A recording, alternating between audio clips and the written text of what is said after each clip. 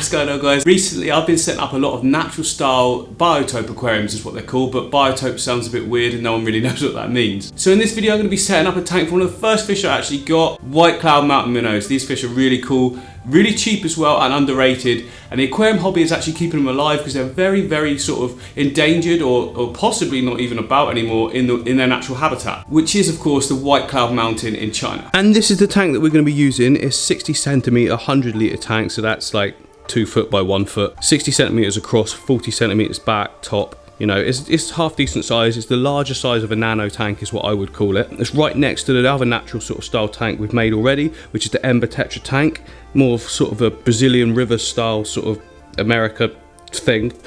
And then this side's going to be awesome Blackwaterscape, but not black water. It's still going to be planted and not be completely tanned black, but look really good. Anyway, that's all to come. But yeah, here's the tank we're going to use. Now first of all I need to put in the filtration because it's going inside of this tank and it needs to be set behind the rocks we're putting in. We've got loads and loads of different bits of hardscape to choose from, but the filtration needs to be hidden behind it.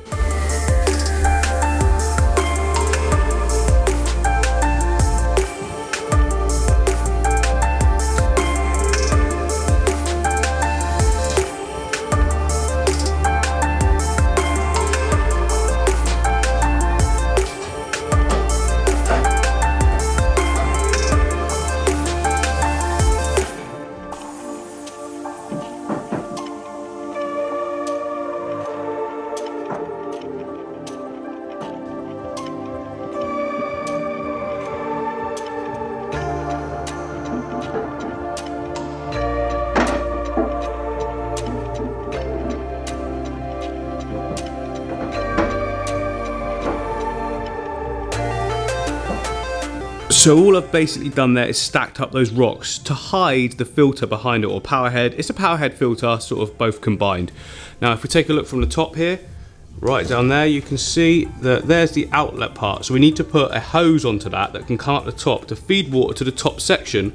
But I've also left a gap behind there for the water to go in through the inlet area or the sponge area.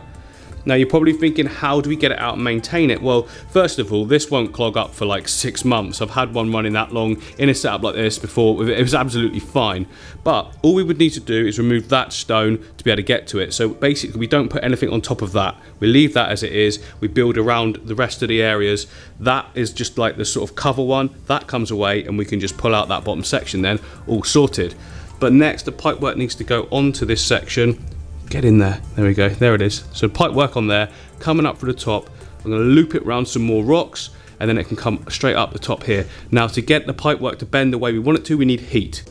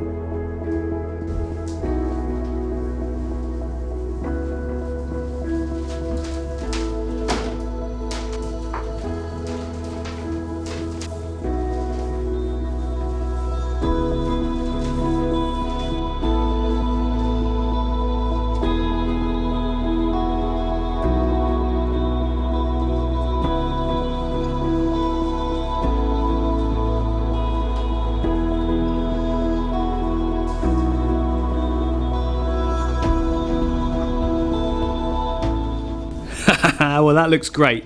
So now I can build up some gravel behind where the plant's going to sit so it's raised out of the water, so that only the very base is sat in the water level. Again, the water level's only going to be shallow because these fish just live in shallow streams, so they don't need like really deep water. And I've got that good filter at the back that will then let water trickle down the rocks as well for water movement. Oh, it's going to look so good. Click subscribe.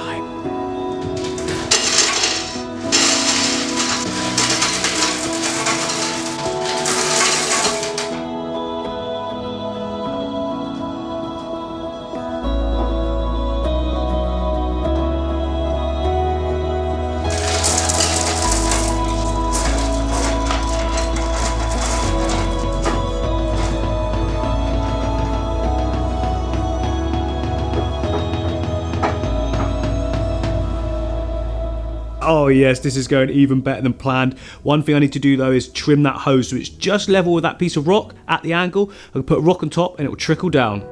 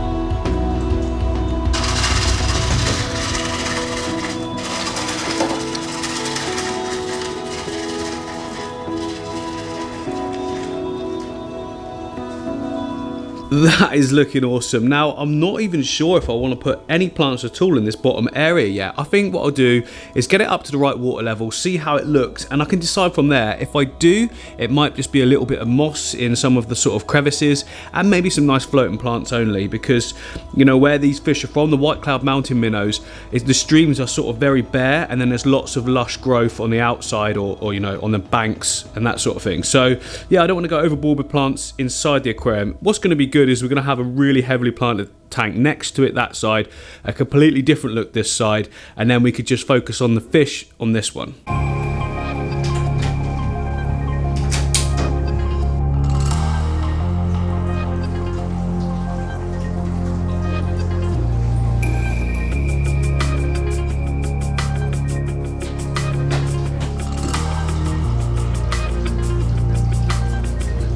Oh wow guys, that's looking pretty smart. I really like the flowing water noise. It's quite loud, so I can actually sort of put some filter floss behind that rock and it'll just sort of take it out of some of the splashing, so it'll be a bit more gentle. But yeah, that sounds, listen, really nice. And I think it all looks so good and works brilliantly together. But we definitely do need something down in this bottom section, don't we? At least some floating plants. And you know I'm going to be using those red root floaters because they look so good. But for the small gap areas like this, I would like to put in some mosses in those areas, and then maybe just one focal piece of Blixa japonica in that middle section.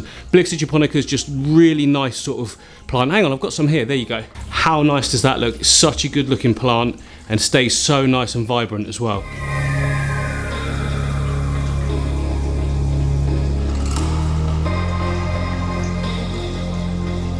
So everything's going absolutely great with the aquarium. It's been running for a few days now with no problems at all. Now, there's one thing to note about this plant. It's actually highly toxic, but the thing is, it produces a flower or berries. They're the toxic part, and they can obviously drop off and potentially go in the water. So every time I have to just keep an eye on that and just remove them if I see them growing, and then we should be absolutely fine. I'm not going to be stocking it with a ton of fish. There's only going to be a few fish because I'm trying to simulate a sort of shallow stream, aren't I? I don't want to be packing that small amount of water out with loads of fish. That said, for a small shoal of 5, I think it does replicate the area that they would live very nicely. And as no doubt you guys have already guessed, it's going to be the White Cloud Mountain minnows. It's White Cloud Mountain at the end of the day, so that makes absolute sense. Now, before we add, let me put the light back on. What am I doing? Ah, there we go, that's better. Now, before we add the fish in, I just want to drain the water back down, do one, nice big water change. It's been a few days, I haven't done a single water change yet. And then I want to be able to add in some plants. So just a couple, just for a few little bits of detail in the background area. And I want to put some mosses in some of these areas here. And to do that, I need to drain the water to be able to use the super glue, which is all fish safe, by the way, guys. Cyanoacrylate super glue is fish safe. So yeah, water down.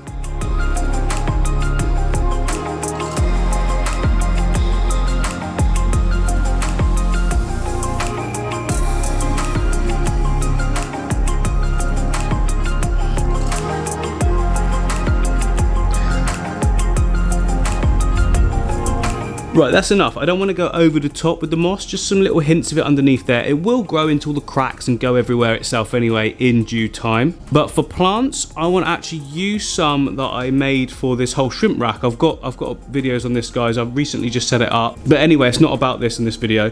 So down here, look, you can see I've got a load of pearlweed that I've attached some weights to be able to let them sink and stay in the substrate even though it's a shallow depth. Well, that's going to work really well in this aquarium too. So I've actually got a couple extra I prepared for this tank, so let's take them out and put them in.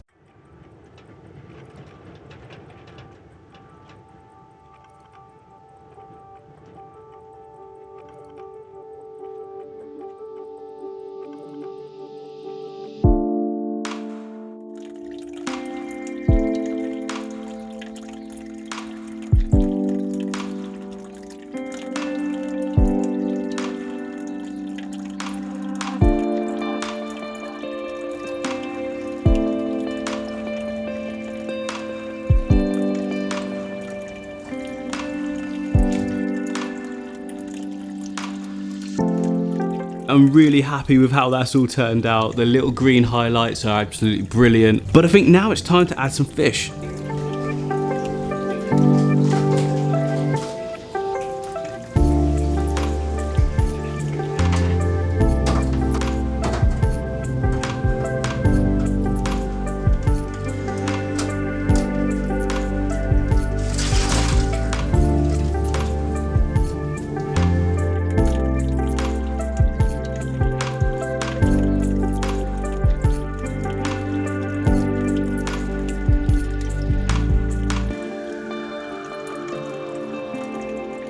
Yes, I think that looks really, really good and authentic as well. So the fish at the moment seem to be sort of hanging around in that back area there. That's fine. I mean, there's so many cracks and crevices all through this rockwork that they can actually get all the way around. So it's good. I'll see them coming in and out as they get more and more comfortable. You know, we may even get some breeding action. Who knows? I think looking at them, I'll show some more close-ups in a bit, but I think I've got a mix of male and female, to be honest.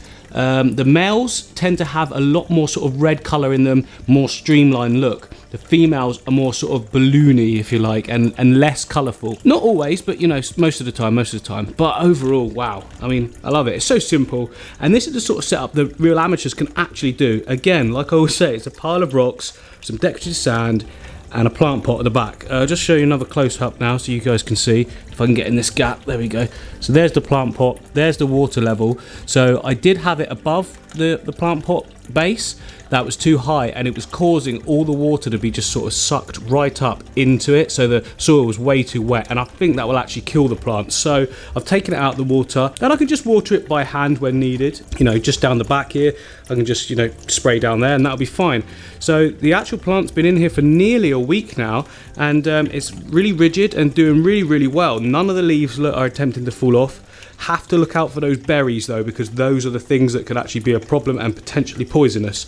We don't want any of those in the water, but so far, so good. And I really, really love the look. I think it's great. And look, if I just step back for a second, move all this stuff out of my way, look at it all together. I mean, with the shrimp racks there, and that tank we're going to have at the background, that's going to be a Blackwater aquarium, remember. We've got the big display sort of all the different things there. This tank's going to be set up soon. I'm going to have a big Amazon tank. Oh, there's so much to come. If you haven't clicked subscribe, then you need to do that already. And click the like as well, help me out a bit. But yeah, I've just kept the water just trickling a little bit there, as you can see. I don't want it going too crazy, a load of noise and everything, but that's just right, I think. And I've put that little bit of moss in there as well. And I think that will actually spread everywhere as time goes by. So I'm looking forward to that.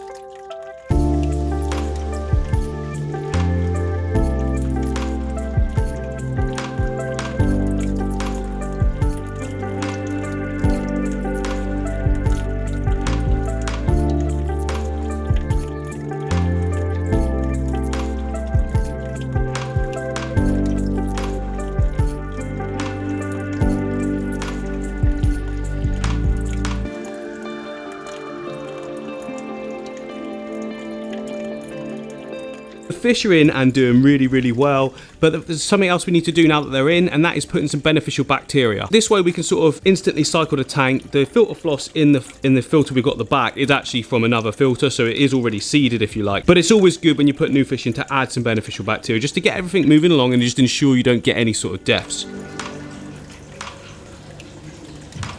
So we're sweet, we're all good, we're good to go. Remember I did say I was going to put some Blixa japonica, which is that really cool looking plant there in this little area at the front. Well, I've decided not to. I just think that sort of looks really good. A little bit of green at the side there and at the back, the tree on top. I don't want to detract from this area. The fish are the showpiece really in that area, and that looks good to me. But what I do want to do is add some floating plants. Now luckily at the moment I've got some really, really good red root floaters growing in all of my shrimp tanks and also my neon tetra tank. So yeah, this is my neon tetra tank. Look, you can see this is where the majority of my red root floaters are growing. Well, not actually now, because they're in all the other tanks as well, but I'm going to take some of these again, probably just a few, this front few here, and put those into that tank.